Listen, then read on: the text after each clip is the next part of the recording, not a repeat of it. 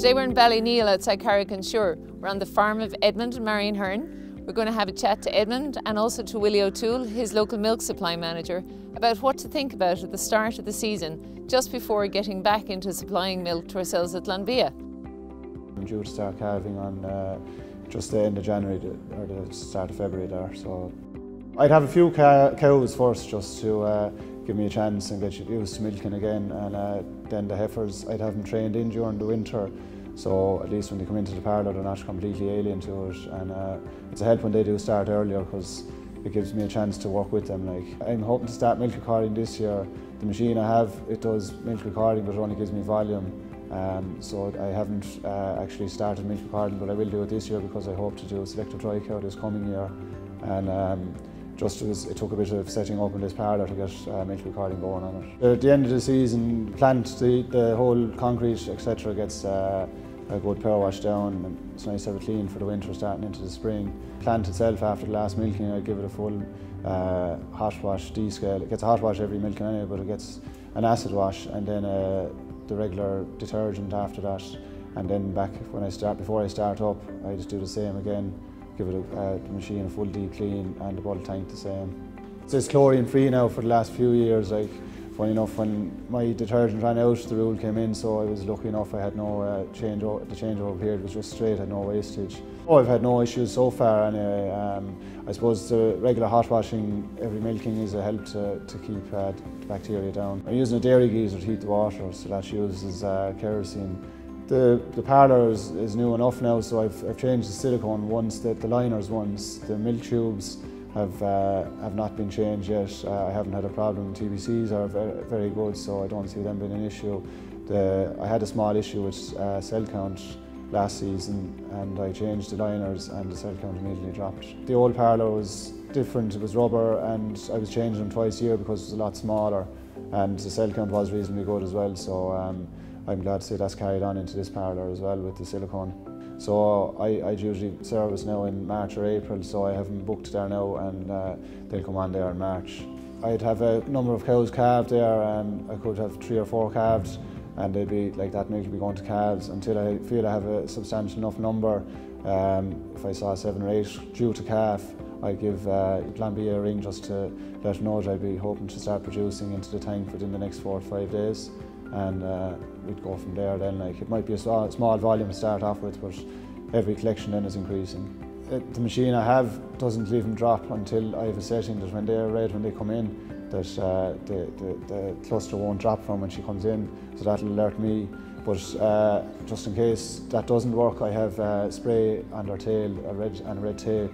So once they're past their whatever 5 days, I just take off the tape and they're good to go, and clip the tail. So short tail, like, you know, then she's due okay for the tank. Chlorates is one of the major food safety issues that we have to manage around. That's why chlorine detergents were discontinued a number of years ago, and also why we have to have a focus on what teat disinfectants you're using. It's particularly important for infant formula and butter that we don't have any chlorine residues, whether that's chlorates or trichloromethane, TCMs. Another piece around chlorates and residues is to make sure you're using the right teat disinfectant. Don't use anything with chlorine dioxide or chloride in it. Those will actually lead to chlorates in your milk, and that'll cause a food safety issue. So one of the key areas to focus on for the start of the season is which detergent are you going to use for this season. Have a look back and see how your milk quality was for last year. Did the regime you have work? Did you need any tweaking with it? Do you need to look at your hot water and your wash trough capacity? Start off with new detergent. That'll make sure that you've got no residues carrying over from any old bits of detergent left over at the back end of the year. What we're finding is a lot of people switching now to using peracetic acid in the final rinse, and that's making a difference for people as well. So just plan ahead with your detergents at the start of the season. One of the key pieces to make sure that you've got sorted before you're coming back is make sure your herd cert is in for the year before your first collection. Ideally for all cows, you'd keep out your first 8 milkings. And there's a number of benefits of this on farm. That's the best milk that you can possibly give your calves, because some of it's very early colostrum and the rest of it's what we call transition milk. It's full of immunoglobulins, and that's great for calves. So for feeding calves in that early few days, they'll get a great start when you're using milk like that. So keep out your first 8 milkings of each cow, and you'll find that you'll have a smooth start to the season. Hot water is key for a really good dairy washing regime. Make sure at the start of the season you think about this. Have you got enough capacity? Your starting temperature needs to be about 80 degrees to get a really good hot wash, and it's always really important to check what the dump temperature is. It should be about 55 degrees. At the start of the season, talked a little bit about a deep clean. What that really means is doing a really good hot wash regime beforehand and rotating your acid washes and your detergent washes, and probably followed up by peracetic acid. But also have a look at your parlour, the tricky bits of your parlour. This is the time to tackle them. Anywhere that you know that you've had a build up through the year. Vacuum lines, make sure you're starting off your season with a clean vacuum line. The key thing is to actually just make sure you've talked to your serviceman and booked it in well in advance so that he's got time to plan and get to you, because this is their busy season as well. Your bulk tank, ideally have that checked out, make sure that that's working before you're back putting milk into it, and if there's anything that has to be updated, or the detergent tubes, if you've got an auto washer, make sure that your detergent tubes aren't blocked. And sometimes through the back end of the year when we've cold weather, the tubes can get hard and that can make the detergent hard to suck up. Another area to make sure that you've done a really good clean on before the start of the season is the dump line.